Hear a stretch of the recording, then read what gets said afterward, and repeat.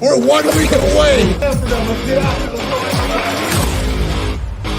from what you worked so hard for. It's NAIA football with Dannelly and Donley.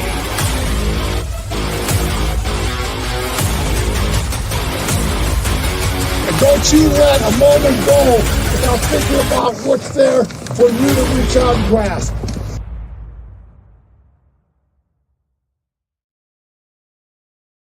Welcome into NAIA football with Dannelly and Donley. I'm Jason Dannelly, and it's been a month and a half since we've joined you, but we appreciate each and every one of you sticking around, checking out this podcast, and finding out the latest in NAIA football. We're still holding out hope. We might have a guest scheduled tonight, but whether or not he'll be able to join us or not, still yet to be seen. We'll get to that if he joins us. If not, Mr. Donley and Mr. Dannelly are just going to be talking some NAIA football tonight, which we had intended already. And even though it's the offseason and no games have been played, there's been a lot happening in the world of NAIA football between coaching changes. We just went through National Signing Day and a whole lot more. And to help me talk about it is my good friend and partner, Mr. Pat Donley. Pat, how's it going this fine February evening for you? Jason, it's going well. Fighting through some illness like everyone else probably in the upper Midwest this time of year. So we'll power through it. Excited to be with you. And it's been a long 6 weeks, I think, since we've talked. And excited to jump back in and talk some NAIA football. A lot of happenings around our affiliation and others around. And it's been a great college football year in general. Well, it's that trickle effect this time of year. Like you get to the end of the NAIA football season and you've got like 3 or 4 programs that are going to change up head coaches, which then is going to change up some players there.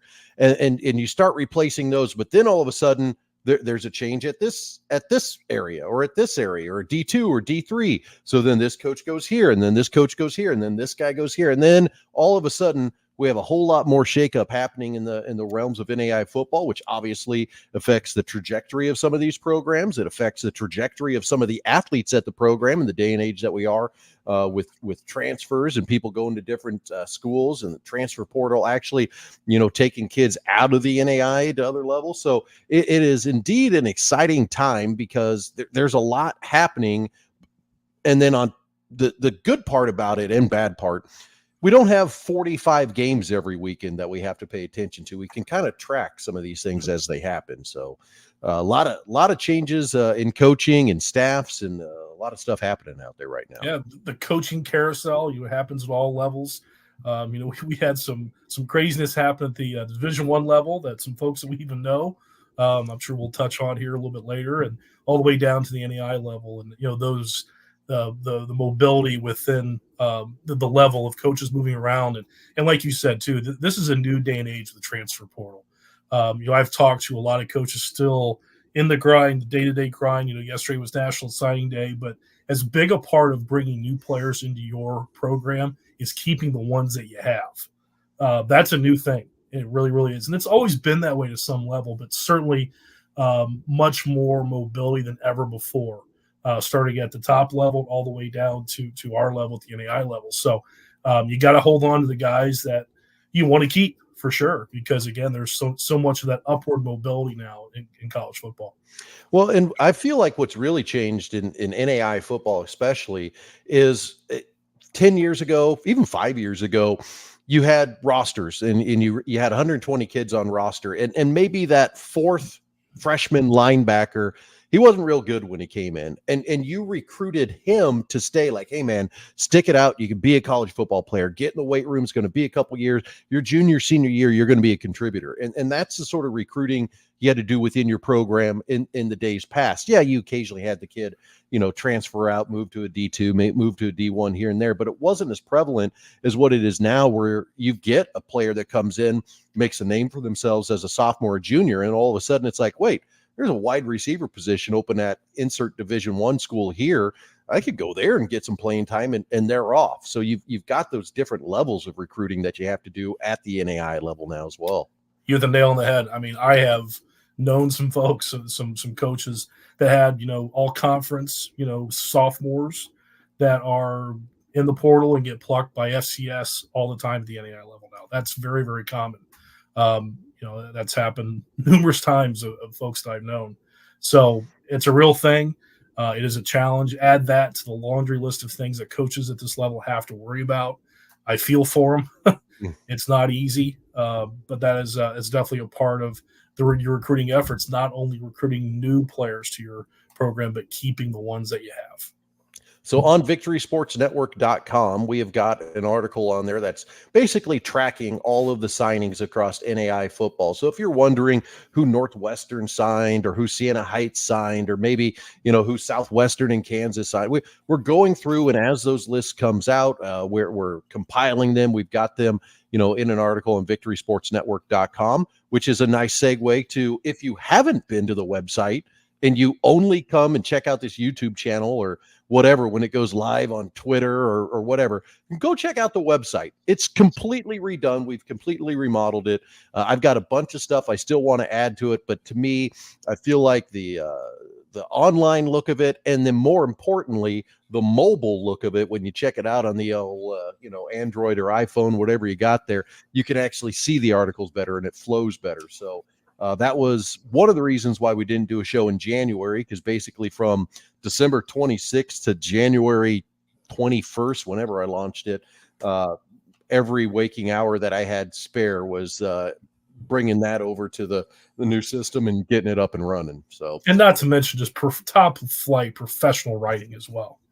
Yeah, it's just outstanding. Oh, it is. I tell you what, your articles are great, Jay, and you've always had that great ability, and it's great platform to launch for the NAIA, and kudos to you for a great, I guess, relaunch would be the term, I guess, for the website. So good on you, man. It's awesome. And if people haven't noticed, if you look over there, well, actually, no, over there above Pat's head, kind of a rebranded logo a little bit too. So we've changed. We changed, but we didn't change the logo. Basically took the gradient out of it and made it better. And I did not do that. I literally hired somebody online for like $50 and said, "Hey, can you redo this?" And they were like, "Here you go. Boom, done." It's this day and age that we live in, man. Gotta love it. So let's get back to talking a little bit about NAI football. Again, we implore you to check out the website. We want your traffic at victorysportsnetwork.com. See all the articles, all the stuff. Go there, make comments, join the message boards. The message boards are on there. I'm going to be honest, man. Like, you remember back in the day, the message boards were where you found out NAI football. And the world of message boards today, it's not the same, because we have Twitter, we have Facebook. That's where people go and randomly threaten one another about NAI football. I used to love all the fights on those chats. The classic, Carroll College, Sioux Falls fights, St. Francis Carroll arguments. So this is our year, and well, this is why it's not your year. It's just back and forth. Yeah, those were hilarious back in the day. Yeah, and then also people that didn't understand how the internet worked. Like, you don't put if you want to be anonymous, put your name on it. Yeah.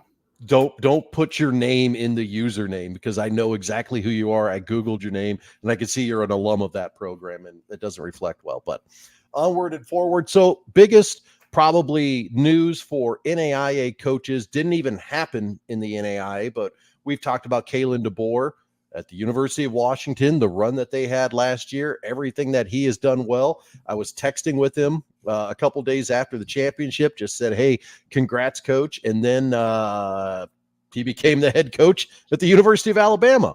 So this master thought that I had, that I would, regardless of win or loss, I would potentially get Kalen on this show. Yeah, it's going to be delayed for a little bit. He's a little busy right now. He's a little busy. I need to just pop in on him one day in Tuscaloosa. Yes. Because we vacation in the Panhandle of Florida, so it's kind of on our way. It's a little off the beaten path, but not too much. I'd love to just pop in and just say hi and see the facilities. And, I haven't talked to Kalen in some time, but yeah, how cool is that? Just awesome. I was actually in Nashville when the news came down. I looked so smart with all my fellow hockey dads. Like, I guarantee Kalen DeBoer gets the Alabama job. And sure enough, in like a couple hours, it pops on the news. I'm like, yeah, round of beers on, because I get this thing right. And it was totally speculation. It made sense when you started thinking about it.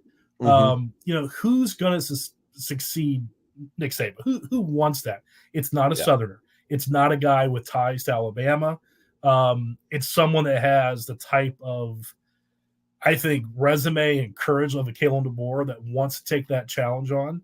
I think this is incredibly interesting for him, knowing him. You probably know him a little better than I do, even, Jay, but I'm intrigued by this. And I think they're going to go through some growing pains because of the mass exodus that happened when the legend leaves.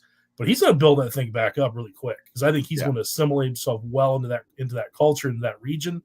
And he's a tremendous football coach on top of that at a blue blood program. So I can't wait to see how this goes. Now, I do think there'll be some struggles this next year. I do. But I think when you look at a 3 or 4 year plan for Kalen DeBoer staff at Alabama, I think it's going to be really exciting to see what happens. Well, and not to talk too much about D1 football, we'll go back to NAI, but we're talking about a former NAI coach here, obviously. The only thing I will say is where I think Kalen gets an advantage over, you look at, Dabo Swinney at Clemson, like 2 years ago, he was the shoe-in for the job. I think what Kalen has proved at Fresno State and at the University of Washington is he can work the transfer portal. He can do the things he needs to do to get players in quickly that can assimilate to the program and play the type of football that he wants to play. And I think ultimately Alabama understood their next coach needed to be a guy that is willing to go out and say, you know what, we're getting that guy for 1 year and we're getting that guy for 1 year. And I think Kalen has proven the ability to do that. And as I said on Twitter, as a Midwesterner from Nebraska that grew up a fan of the University of Nebraska, I can't say it, but I can't believe I'm going to say it, but hey, I'm rooting for Alabama. Want to see them win. Me too. I think it's cool. And you all right? Yeah, I'm good. I'm better. When it finally happened, I'm just like, man, it seems odd because a guy from South Dakota going to Alabama. But you start thinking about it, like you said, he's been successful everywhere he's ever been. You're right. He's under the age of 50, like he's 49. He is in tune with the new age of major college football. It makes a lot of sense. It does. And I think it'd be so hard, like I'm repeating myself, but it's so hard for someone that's in the Alabama stratosphere that's connected, like a Dabo, like you said. That's so hard to go follow Nick Saban. But this makes sense to me. So I'm really excited for him. And the only thing I'm curious about is his daughter committed to the University of Washington softball program. So is now she going to go to Alabama, or is she going to stay in Seattle? I saw that. I was kind of curious. Yeah, and that's funny. Like once you get to know coaches, because before it's like, oh, this guy's going here, and even at the NAI level. But as you get older, like we have through the years, Pat, now all of a sudden you start thinking about the other things. Like, oh gosh, his wife worked here. What's she going to do there? The daughter goes here. I'm talking about NAI level coaches. I'm not going to speak for the family. I don't think whatever Kalen DeBoer's wife does for a living, she's going to have to worry about. But at the NAI level, just take your family, for example. Let's say you got a coaching job in Kentucky. Well, your wife's got a good job. The kids are in school. Gosh, is it worth doing that sort of thing? And I think when you start looking at some NAI programs, gosh, why is that guy never gone, anywhere else? He's been there 15 years. He's been there 20 years, because he's making a decent living. His wife's got a good job. The family's happy.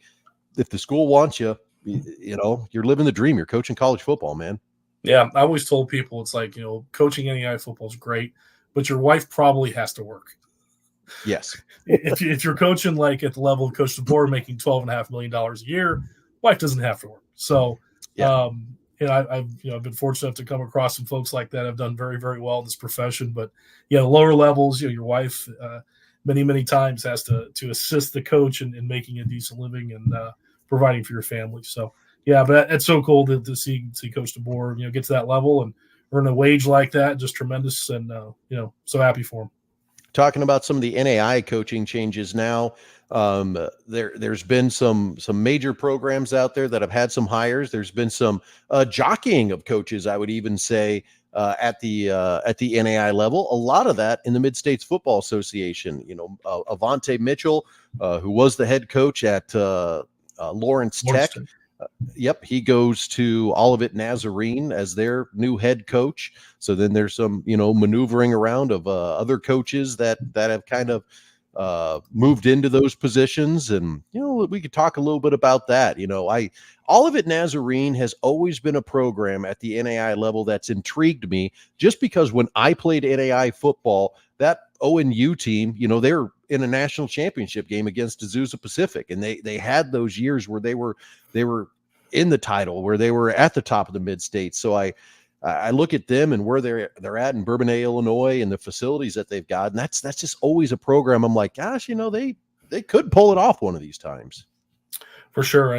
We played them many, many times in crossover games in my time at St. Francis. And I agree with you, location and facilities, they have all the things there that you'd want to have in a successful athletic department.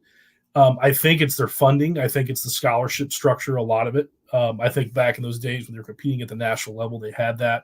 And I think even more recently, they had the same. They were a pretty darn good football team a handful of years ago. You're talking last 3-4 years ago. They had some playoff quality teams with some talent. You're watching guys on tape, you're like, that's a good football player at the NAI level. That's a real skilled player. Where 15 years ago, they didn't have those guys. Mm-hmm. So, Ivante Mitchell's a good football coach. He's been around a lot at the NAI level. I think I thought it was a little premature to pull the trigger and move from Lawrence Tech. I think he did really well there for what the situation was. They're still working on building facilities. He's from the Detroit Metro, that was a natural fit. I thought he did a great job 2 seasons ago. Put them like a 7-win football team at Lawrence Tech. They've only been around 4 or 5 years, Jason. So they're not, a team that's been established. And they kind of, took a step back this year. And that's, cause for the move from administration there from Ivante. But I'm happy to see him get another really good job that he fits well. Faith-based institutions kind of his forte. So I think he'll do very, very well there. Really good guy, good recruiter. He's one of those guys you talk to and just like, this guy's likable, guy you want to play for. So I'm happy for him to be in a good spot, and I think that's going to be an interesting job moving forward. I'm not going to throw you on the spot here too much because I'm going to be honest, I have not educated myself thoroughly, and I've not had a conversation with the new head coach for Lawrence Tech, that being Scott Merchant.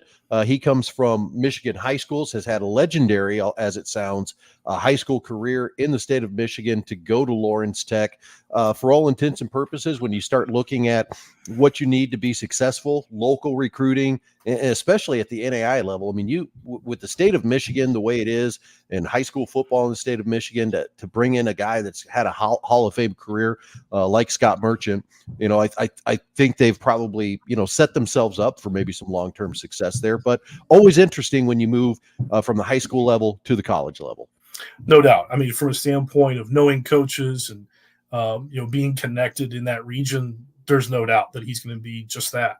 I think you have to have someone on your staff that's familiar with the scholarshiping and all the structural things that you'd have to concern yourself with at the NAI level. It's something you just don't walk into and figure out right away. It's going to take some time. So, hopefully coaches surround himself with some people that maybe have some experience in that world.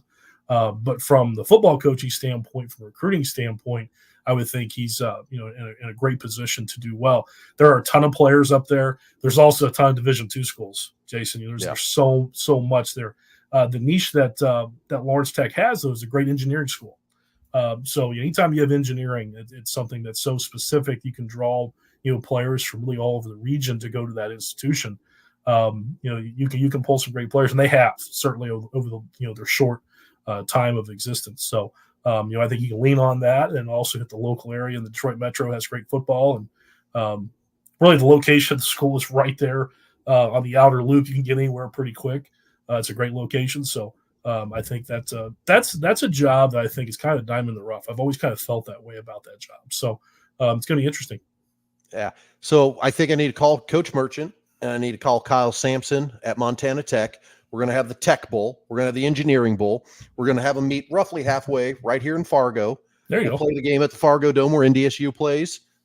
It'll be like when I used to do the first down classic, because I couldn't say kickoff classic. That was trademarked, but right. The first down classic, we'll have it in Fargo. First one will be Tech versus Tech. Dial it up. Let's go. I think Fargo early in the year and go and play at the Fargo Dome would be awesome. Yeah. You get people on board. Heck yeah. Oh yeah. Just not in November. Not November. Anytime after like Halloween, you're good. Yeah. It's like, we're fine. Madonna has a new head coach in Brent Gaminsky. Gaminsky comes from the University of Pikeville, where he was co-offensive coordinator. He's also been in the NAIA at Iowa Wesleyan and Bethel. So an NAIA experienced coach going to Madonna, who is a program that has definitely struggled since its inception and is now, I think, technically on their third coach. Because I believe and you could correct me on this, I'm going off memory. The initial coach, I think, was there for the inception and then moved on. And Correct. then, yeah, okay. So I think even before they kicked off. yes. So, you feel so bad for that institution. Start football during COVID. I mean, Yeah. literally. I mean, we were supposed to be their inaugural game during COVID. We were actually going to play that spring, and the state of Michigan, it wasn't happening. Up there. So they really couldn't catch a break. It's again, another great location, now a Catholic institution, the Detroit Metro in the great suburb of Livonia. They got to work on facilities. They're still playing at a high school in Livonia there. There's some promise there. You think in theory it could work. It just hasn't yet. So I think, the new staff has got their work cut out for them, certainly. But it's a nice campus. I've been on campus there. Like I said, location is there. You've got the faith-based, the Catholic institution. There are some things that would draw recruits there, no question. There's just some work ahead of them for sure. And just they haven't caught a break, Jason. I mean, you felt so bad, for them from the very, very beginning, just couldn't catch that break.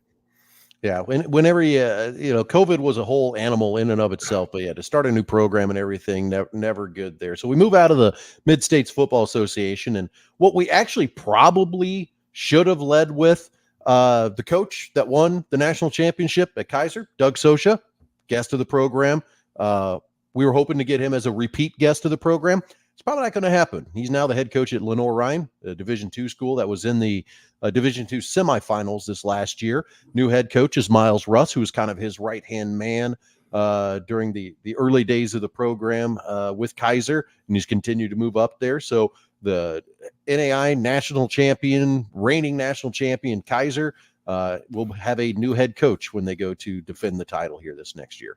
Yeah, wish all the best to Coach Sosha. First-class gentleman. Really enjoyed having him on the show. No mystery that he was getting an opportunity to coach at a higher level.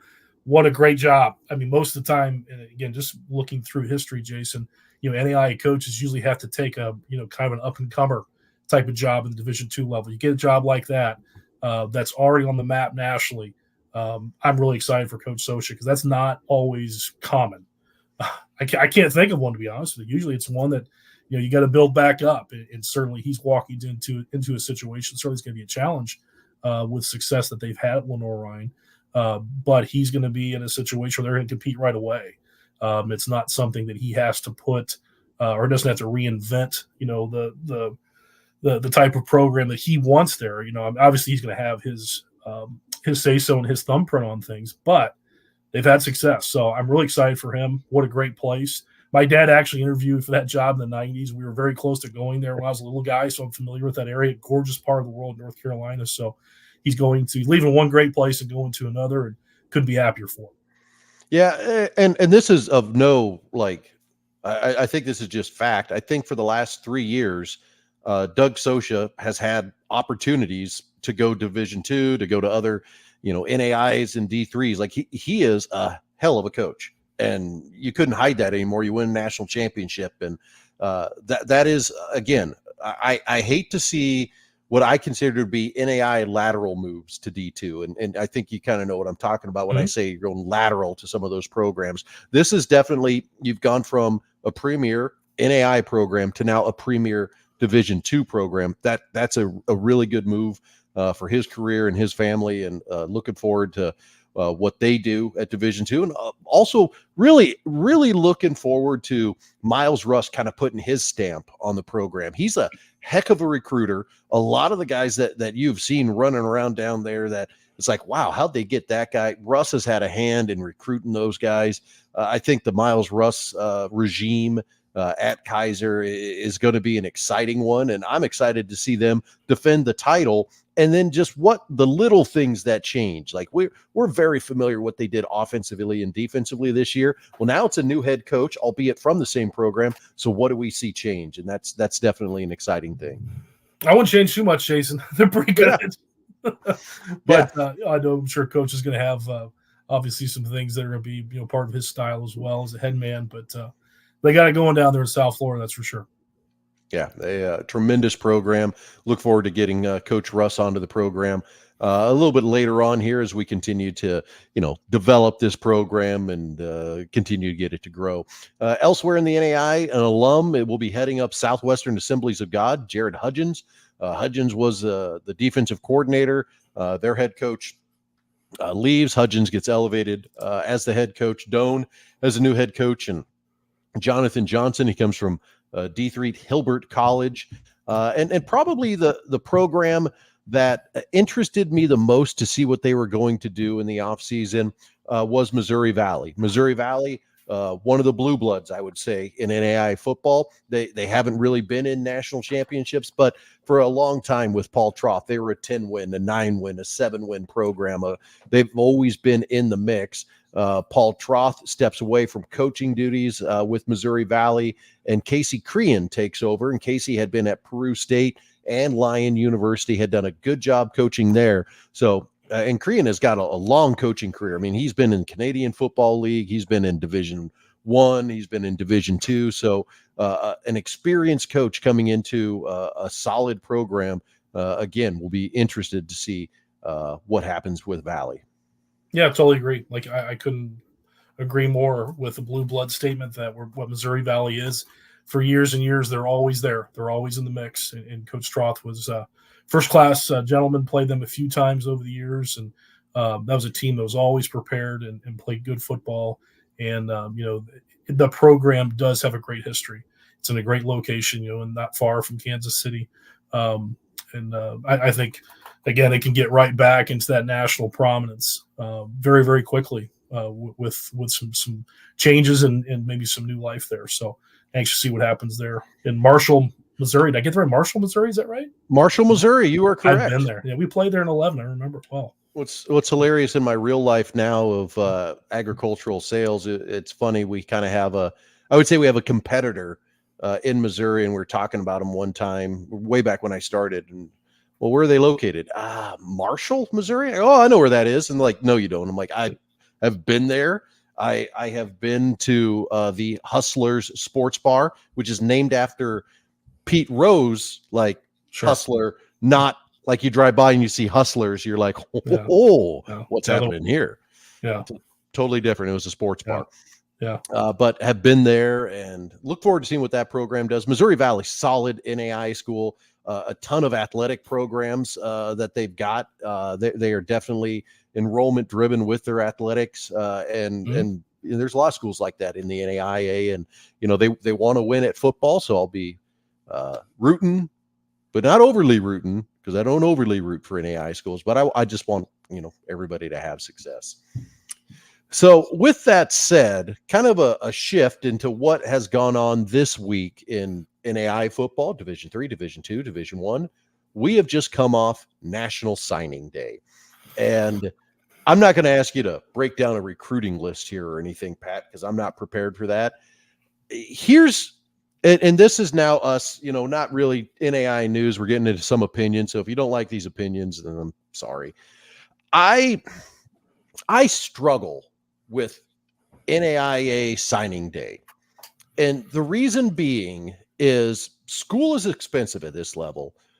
There is less than 1% of the athletes at this level that are getting a full ride. Like, if you're getting a full ride at this level, like, that school is doing like a whole bunch of stuff behind the scenes. It ain't a full athletic scholarship. It might be in some cases, it might be, but where I struggle, school is expensive. The FAFSA this year has been delayed until March. So in order, you take last year's income, put it on your FAFSA, see what you qualify for your financial aid package. That's delayed to March. So there's a ton of kids that are committing to schools that they don't have that full financial breakdown of what it's actually going to cost them. And as much as I, love Cougar football, Viking football, wherever I'm going, like you're making a major financial decision. I equate it to, it's like you're buying a car and it's like, what's that car? It's around 30,000. What do you think my payments will be? Probably, I don't know, $600 a month, something like that. You want it? Here's the keys to it, baby. We'll figure out the financing later. And I struggle at this level knowing that it's not a final financial aid package that these student athletes are getting. I totally get, like, you can base pretty much what some of these kids are going to qualify for off of a couple years of taxes and everything like that. But I just always struggle with signing day because I don't think kids are getting that final bill. New families to these colleges aren't getting that final bill and really going, oh wow, we're going to be able to afford this. Yeah, there's no question.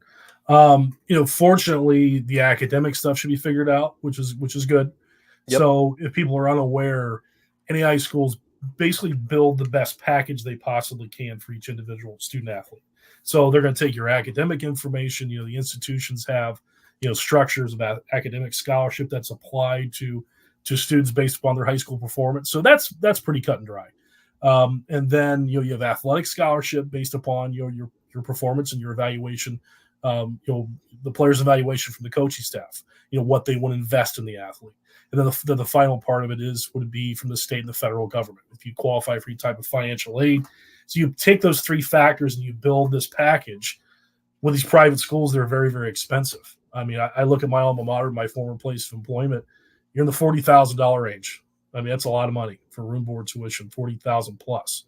So it takes quite a bit. And those factors, have to be, fairly lucrative in all three to be able to make that, very affordable. So I'm with you, Jason. There's a lot of things that are still unknown. So many times, in my experience, players want to commit because it's kind of the day and age where you have that social media part of it. You have like that sizzle part of it. Man, I want to show people, hey, I'm going to go play college football. I accepted the scholarship. I'm going. And that's a cool thing about the NAIA too. You do have athletic scholarships. So you're telling people that you're associated with in your life that, hey, I'm a scholarship athlete going to play college football. And that's 100% true. But again, like you said, you don't know exactly all the fine points and details of what that cost is. And I will tell you, with a lot of experience, that does present so many challenges for coaches and student athletes in year two, so many times that you're accepting the scholarship under the understanding of, okay, this is my academic, this is my financial aid package, this is my athletic scholarship. Then you realize there's still a bill, and it gets really challenging, after that first year. So it's tough. It is tough, and it's tough for all these schools and all these student athletes to work through these things. So it's a system that is what it is. I don't see any way of changing it. I think the price of education is insane, public and private. I mean, I think, Jason, when you and I went to school, when you went to Dannelly College in the 90s, what was your tuition then? Total tuition, room and board, $18,000. Mine was like 16, I think, at St. Francis in 1999. And now you tell me that same institution 24 years later is now 42,000. Mm-hmm. It's quite the inflation. So I think that's a major problem first and foremost. So there's not another system I think that can work for this level of football. So this is what it is. Well, and there's a couple things that go with this. I feel like Division I has bullied D2, D3, and NAIA into thinking you have to do a signing day. We got to make our recruits feel special, just like they're there. So we have to do it. And I understand that. I understand doing the signing day list, and here's our preliminary list. The part, and I have Twitter. Obviously, you're not much of a Twitter aficionado, but like yesterday, the entire feed yesterday was just proud to announce this kid, proud to announce this kid, proud to, and just one after another. And that was everything that was on Twitter yesterday, is everybody signing, going where they're going, a retweeted video. And I just, I'm the old man with the gray in his beard now talking about this. I just want to make sure that whatever the 4 or 5 year decision is that these kids are making in the college they're going to, that the college is also being upfront on their end with what that final bill is going to be and how this whole thing works. As a former coach and, as a guy like me that, spent some time in an athletic department as well, you start going through some of this scholarship stuff and you honestly start licking your chops at some of these kids because it's like, wait, he's a great football player. Academically, he's great too. He's a 4.0 kid. So whatever money I give him for football, we're not going to have to count scholarship wise because he's a full counter. He's a half counter. Like you start loving this. And that's a whole world that, we could kind of talk to our fans a little bit here that they probably don't even know about. But at the NAIA level, there's 24 scholarships. From conference to conference, that changes in how that's counted because some conferences will only allow you to scholarship tuition. You cannot scholarship room and board. Some conferences will allow you to do the whole package. So a full scholarship at A or a half scholarship at A is going to take care of some of that room and board, where at B, that's only going to be a half scholarship on tuition and you've got the bill for the full room and board. But the point I was trying to get to discuss with you here, let's just say you are that kid that gets a full ride.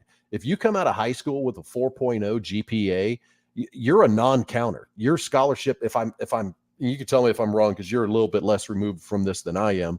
That scholarship doesn't count against the 24. Or if you're a 3.5 or above, or maybe it's a 3.6, you're now a half counter. So if you're getting $10,000 for football and the total 24 scholarships equals X, that $10,000 you're getting for football, they're only having to count $5,000 of that football scholarship towards that total 24 scholarship allotment that's at the NAIA level. So in many cases, if you actually just counted dollars to donuts, the NAIA will scholarship better than some Division II schools out there based upon how you can break down that financial aid. And honestly, if you have a rep that is at your school that understands how all that works.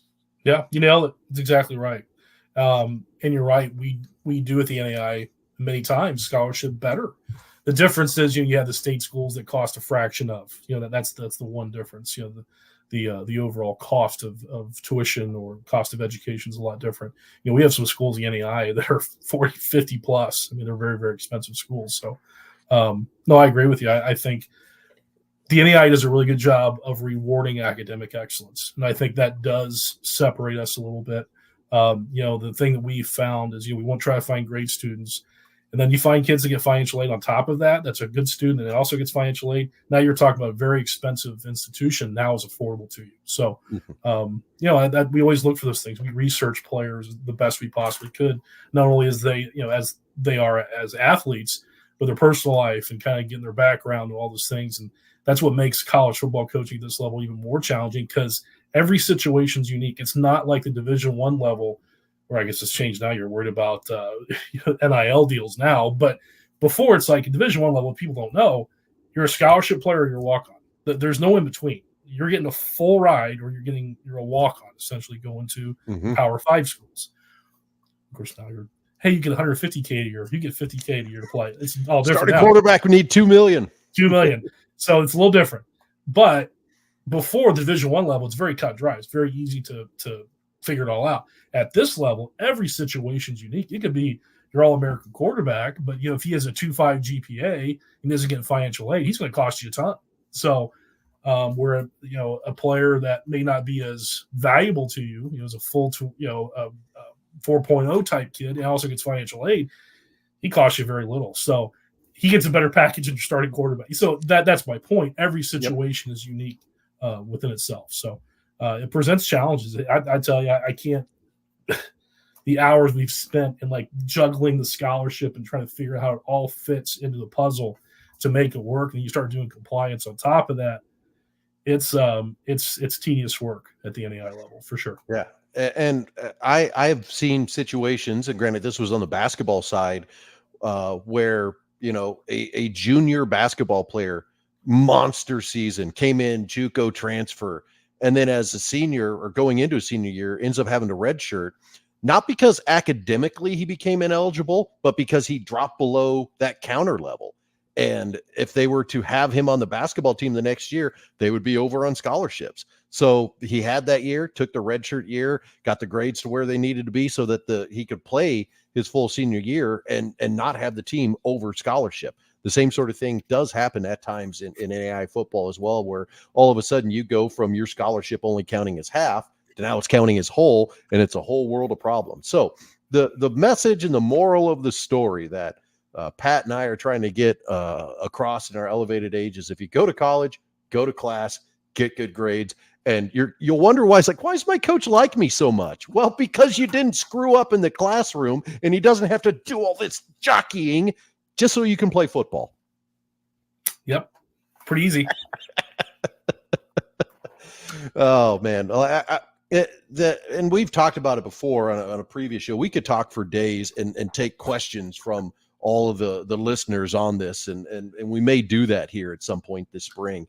But the scholarshiping at the NAIA level is a whole deal in and of itself. Now, I do have a little bit of a personal question for you.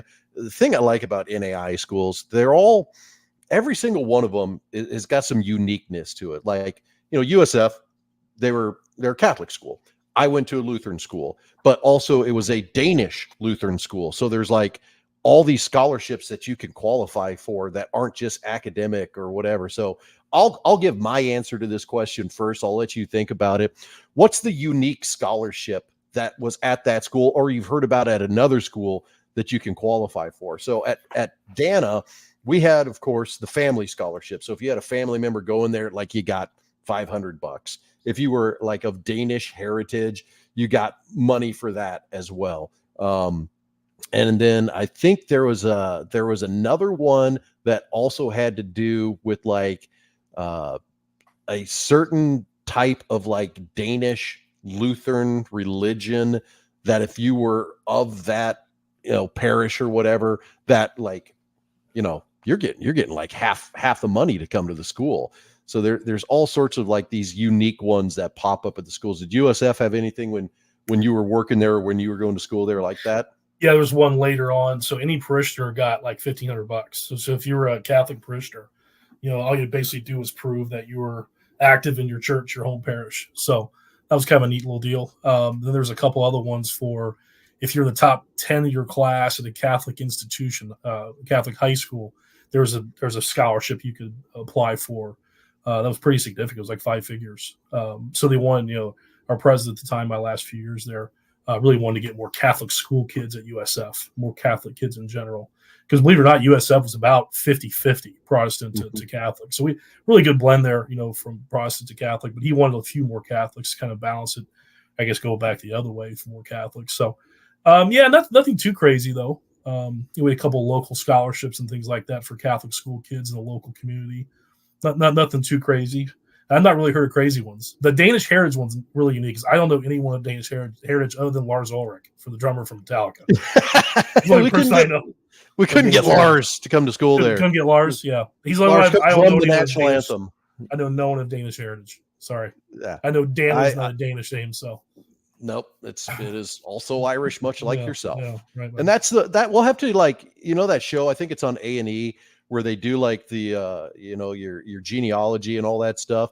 We'll have to get an expert on this show sometime and like trace you and me together because we share the same Irish last name. Like essentially, essentially like Donley and Dannelly comes from like O'Donnelly in either the Gaelic on that. So that like in the 1500s and 1400s, like we all came from like Niall or something like that. And then there was like the wars and then some went south to Cork and I'm bored of people. The spelling of my last name changed 3 times in the U.S. Census. Yes. So my ancestors spoke Gaelic. They came and they didn't speak English. They probably couldn't read or write very well if they could at all. So my last name changed. My last name would be the traditional Donnelly spelling with 2 N's and 2 L's. So there's a little bit of history for you too.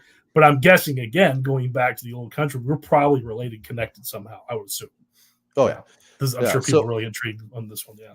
My last name did the same. I believe when it came across, it had the O in it, No. and I believe like one of the initial spellings was LLEY at the end as well. So much like how yours is LEY, mine had the two L's and then an EY, and then it got condensed down. So, I mean, there's no DONLEYs in Ireland. Yeah, no, they don't exist. They're all United States because it's got Americanized. The name got Americanized. Yeah. So you've got O'Donnellys. You got look at this head. This is as Irish as you get. Look at this head. I can't deny. I got a little color. I was in the Dominican for a week, so I'm looking a little fresher here. Yeah, you look good. That's the other heritage coming in, which I'm not entirely sure. It's like English and German. I don't know. Yeah, I don't know. I just think it's from a life of working outside all the time. So we kind of have gone all over here tonight. We were hoping to have a guest. I can tell that that's not going to happen at this point. I don't think so. I don't think he's going to make it. We're going to get some guests though. We've got a pretty in-depth Rolodex that we can get some great coaches on, and I think we need to do past, present. I think it'd be kind of cool to talk to some guys that maybe even retired. So you know, I know probably 10 times what I know, and I know a lot. So that's it's gonna be fun.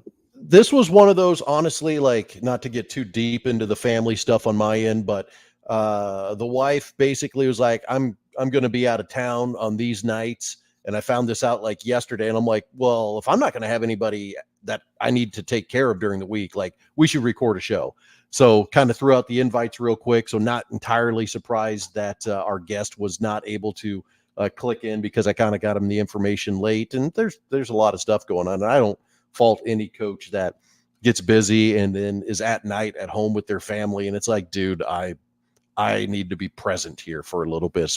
I've learned that, especially with a 7-month-old at home. Like, my coach is at the Super Bowl, the guy I had lined up. Yeah. We'll get him on. Well, yeah. We're all about it. He will be a lot of fun. It's been a couple years since I've talked to him, but he's good stuff. We got him coming on. We got a few others that I know that are going to be joining us. And honestly, day after National Signing Day too, that we're recording this. Hold on just a second. Tell you what, Pat, we're going to wrap this one up and let's do another one real quick. So we've got it. It's coming up. Thanks for joining us. This has been NAI Football.